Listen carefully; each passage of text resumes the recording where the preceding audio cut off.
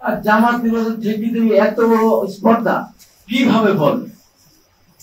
৭১ আমরা মুক্তিযুদ্ধে অংশগ্রহণ করিনি, আমরা এক পাকিস্তান রাখতে চেয়েছিলাম। রাজাকার সৃষ্টি করেছে, আবদ্ধ সৃষ্টি করেছে, আসাম সৃষ্টি করেছে, শান্তি কমিটি করে আমাদের মাহবুবদের পাকিস্তান তুলে দিয়েছে। কেন ৭১ গণহত্যাকারীদের বিচার করা যাবে না? তাই জামাত নির্বাচন ঠেকাতে চায়।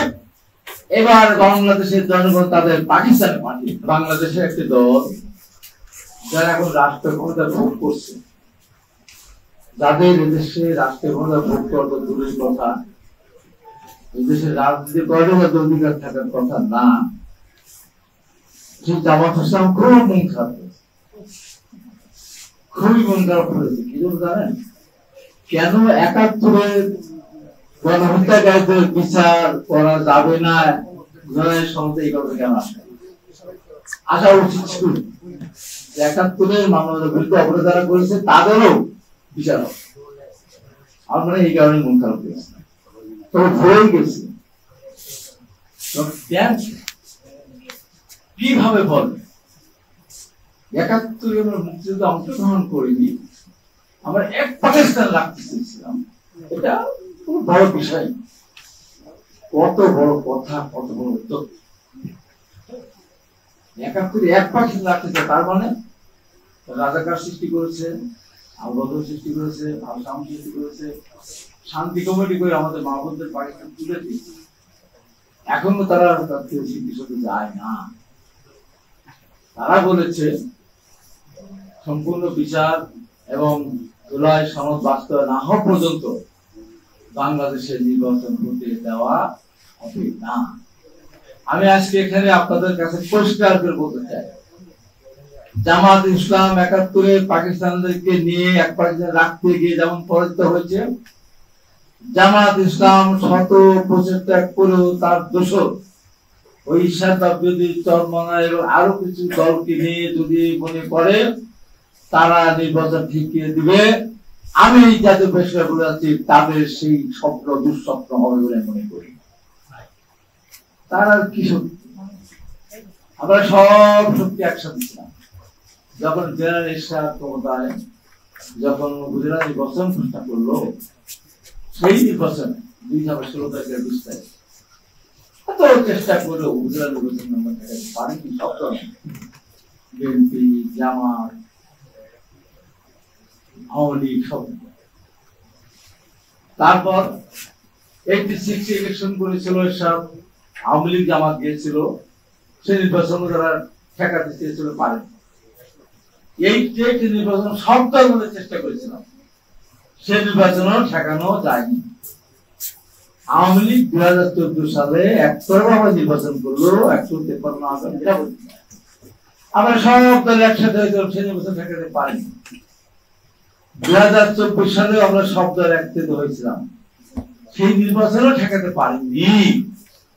আর জামাত নির্বাচন থেকে তুমি এত বড় স্পর্ধা, আমি পরিষ্কার করে বলতে চাই, জামাত নির্বাচন ঠেকাতে চায়। এবার বাংলাদেশের জনগণ তাদের পাকিস্তানে পাঠিয়ে, এদের ঠেকাতে পারে। কত বড় সাহস! ঢাকা বিশ্ববিদ্যালয়, যেখান থেকে আমাদের বাংলা ভাষার প্রতিবাদ হয়েছিল, ঢাকা বিশ্ববিদ্যালয়ের ছাত্রদের দিয়ে, যেখান থেকে আমার 62, 66, 69, 70, 71 সংসদে হাজার হাজার ছাত্ররা দুর্দম্ভ জীবন দিয়েছে, যে ঢাকা বিশ্ববিদ্যালয় চত্বর থেকে আমরা 90 সালে আন্দোলন করে সেটা উৎখাত করেছি, সেই ঢাকা বিশ্ববিদ্যালয়ে আজকে ইসলামের ছাত্র শিবির আত্মা করতে চায়। আমি আজকে ঢাকা বিশ্ববিদ্যালয়ের ছাত্র হিসেবে বলতে চাই, ঢাকা বিশ্ববিদ্যালয়ে সব মতামত ভুলে গিয়ে এই পাকিস্তানের সেই ৭১ রাজাকারদের জন্য ঢাকা বিশ্ববিদ্যালয় অবস্থান করতে না পারছে। একটা মেয়ের কথা শুনে আমার খুব ভালো কষ্ট লেগেছে। সে বলেছে ফ্যাসিস্টকে উৎখাত করেছি রাজাকারের চেহারা দেখার জন্য না, আওয়ামী লীগ উৎখাত করেছি রাজাকাররা দেশ শাসন করে সেই জন্য না। কি মনে করেন আজকে বিএনপি থেকে আঙ্গুল তুলে? এই যে লন্ডন বৈঠক যখন হয়েছিল, সব দল জাতীয় কমিশন মিটিং গিয়েছিল, এনসিপি গিয়েছিল, যায়নি শুধু জামাত। তারেক রহমান কে, কেন তার সাথে বিবৃতি দেওয়া? তারেক রহমান কে এখন বুঝেন। আমি মনে করি প্রথমে 10ই ফেব্রুয়ারি নির্বাচন তারিখ হয়েছিল, পরবর্তী সময়ে তারিখ পরিবর্তন করে 12ই ফেব্রুয়ারি। আমি প্রধান উপদেষ্টাকে আমি অনুরোধ করব, আপনি বলেছেন পাশাপাশি আমি নির্বাচন কমিশনকে অনুরোধ করব 12ই ফেব্রুয়ারি নির্বাচনের তারিখটা যদি আপনি ঘোষণা করেন জাতি খুশি হবে। এই নির্বাচন নিয়ে তাল বাহানা করে কোনো লাভ হবে না। শুধু নির্বাচনের তফসিল ঘোষণা হোক, তারিখ ঘোষণা হোক, তারপরে মাঠে গিয়ে বম ভাইলেন্স তখন দেখা যাবে। অতএব নিরাশ হওয়ার কোনো প্রয়োজন নেই। ওরা তো বারবার পরাজিত হয়েছে, ওদের সিদ্ধান্ত জন্মই তো সিদ্ধান্ত ভুল, ও জন্মই তো ভুল, ওর মধুবাদ। কত মুসলমান ভালো ভালো যারা ইয়ার করে তো ওরা ইসলামিক দলই না। ওর বাড়ির পাশে যদি একটা লোক না খেয়ে মারা যায়, ক্যান্সার হয়ে বা কিডনি আক্রান্ত হয়ে বহুদিন পড়ে থাকে, দেখতে যায়। ওই দুধের ভাইও যদি তাও দেখে না, যদি জামাত না শিবির না দেখেন। বাংলাদেশ দেখেন তো, ইসলামী ব্যাংক বলেন, আপনার ইন্ডিয়ান বলেন, আপনার ওদের যে সমস্ত শিক্ষা প্রতিষ্ঠান বলেন, বিশ্ববিদ্যালয় বলেন, মেডিকেল কলেজ বলেন, কোচিং সেন্টার বলেন, একজন দামাস্কের বাইরে তো আছেন। অথচ ওরা কিন্তু সব জায়গায় আছে, ঢাকা ব্যাংকে আছে, যমুনা ব্যাংকে, সব ব্যাংকে আছে, সব জায়গায় আছে, ওদের জায়গায় কেউ নেই। তার মানে একটা পুরা এনজিও সিস্টেমে তারা চেষ্টা করছে। তাদের কত ফল ভাই 5-7% সমর্থক ছিল। এখন তারা মনে করছে যতদিন যাবে বিএনপির বিরুদ্ধে নানান প্রচারণা হবে, বিএনপি চাঁদাবাজি করে, দখলবাজি করে, বিএনপি মারামারি করে, যতদিন যাবে বিএনপি অবস্থা খারাপ হবে। এরপরে নির্বাচনে আমরা ক্ষমতা যাবো। বলেন তো কত বছর লাগে তাতে? 5 বছর? আমরা 10 বছর? তাও 7 বছর অপেক্ষা করলো বাংলাদেশের রাষ্ট্রীয় ক্ষমতা জামাত যাবে না। বিএনপি জনতা 10 নামছে, তারেক রহমান দেখিয়ে দিয়েছে। আমি বারবার বলতো যেদিন ক্ষমতা ছাড়বে 500 বেশি মানুষ মারা যাবে, রাস্তায় লাশ পড়ে থাকবে, রক্ত বয়ে যাবে, সবাই মনে করেছিল। যেদিন বিদায় হলে আমি একটা জেলার আহ্বায়ক হিসেবে আমাদের উপর নির্দেশ আসলো, আপনার বোনকে ধর্ষণ করতে পারে, বাবাকে হত্যা করতে পারে, ভাইকে গুম করতে পারে, আপনার জমি দখল করতে পারে, পুকুরের মাছ মেরে নিতে পারে, আপনাকে এলাকা সার করতে পারে, আপনার হাত কেড়ে দিতে পারে, চোখ উপরে দিতে পারে, তারপরও আইন হাতে তুলে নেবেন না। এই যে তারেক রহমানের বিশাল পাওয়া, এই অর্জন পৃথিবীতে আছে, আর কোন নেতা আছে? এই ধরনের এত নির্যাতিত হওয়ার পর ভাই ভাইয়ের মধ্যে নির্যাতন হয়েছে, আমাদের মধ্যে কতবার জেলে গেছি, আমার রিমান্ডে গেছি, এটাকে শখ হয়েছে আমাদের। আজকে বলে বিএনপি দিন যত তবে দুর্নাম বাড়বে। বিএনপির দুর্নাম বাড়বে না, বিএনপির সুবিধা হতে আসছে। যতদিন যাবে জামাত ইসলাম মুখ উন্মোচিত হবে। দেখছেন না বিভিন্ন জায়গায় চাঁদাবাজি করতে গরম ধুলাই যাচ্ছে, শেষ পর্যন্ত দাঁড়িয়ে থেকে জামাত। ওই যারা বিদেশ থেকে প্রবাসীদের বাসায় ঢুকে অনৈতিক কর্মকাণ্ডের সাথে ধরা পড়ছে কারা? ওই জামাত দিন। কালকে আবার দেখলেন নোয়াখালী 2 কিলোমিটার মারামারি শুরু হয়েছে। সবচেয়ে বড় দখল করছে তারা। রাতারাতি ব্যাংকগুলো দখল করে হাজার হাজার কোটি টাকা লুট করেছে। টেম্পো স্ট্যান্ডে 10 টাকায় সাদা বিএনপি সিরিয়াল দেয়, 100 বছরও সেটা করবে না। আজকে বিএনপির বিরুদ্ধে কথা বলছে, কথা বলি ভাই, একটা কথা না বলেই পারি না। অনেক কথা বলেছে। সেদিন ডাক্তার মাসুদ কি কথা গিনিস বুকে একটা দেশের নাম উঠবে, তার নাম বাংলাদেশ।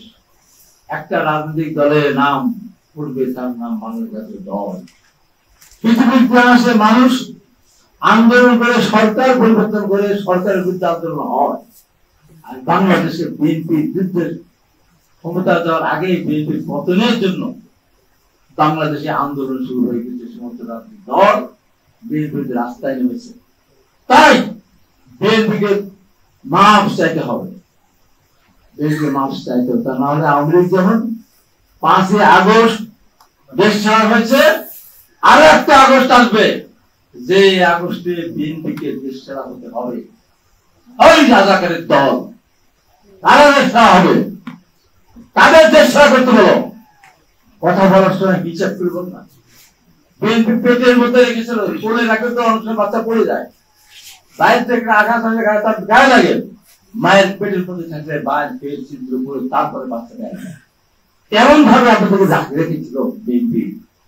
আর সেই বিএনপি যদি আঙুল তুলে বলে আর একটা দল পালাবে, জিনিসগুলো নাম উঠবে, তা বিএনপি সাবধান।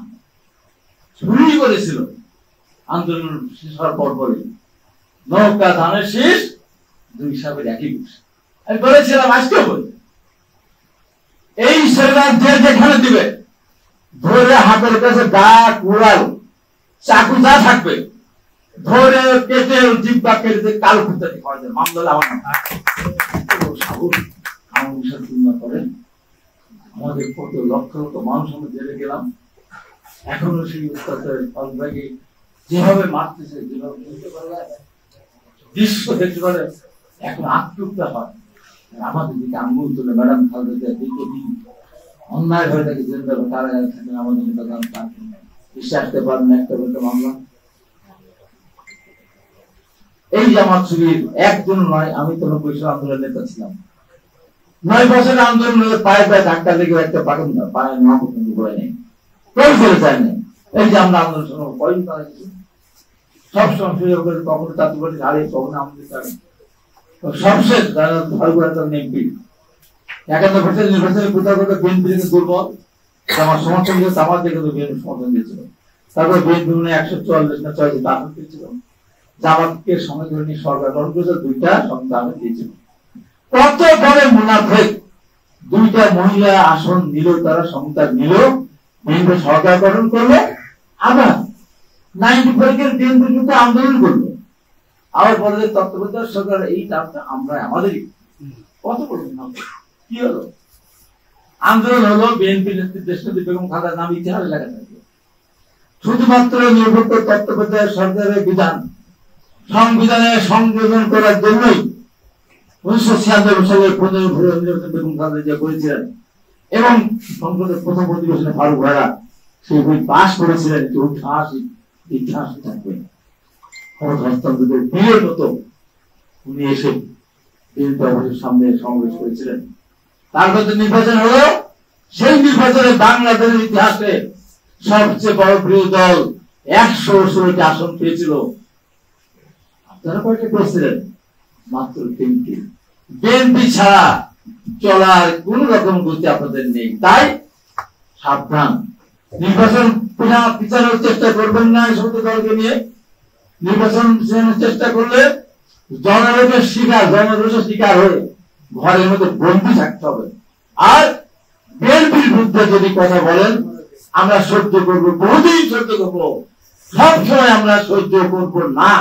কারণ আমাদের করুণায় করুণায় করুণায় আপনারা দেশের পতাকা পেয়েছেন, যার জীবনে কোনরা পালন না, আর সেই পতাকা দেওয়ার কারণে দেশটিতে বেগম খালেদার মধ্যে এত বড় মুসলিম মহিলা সবচেয়ে নেত্রী, বহুদিন এই কথা এই অবহারকে শুনতে হবে।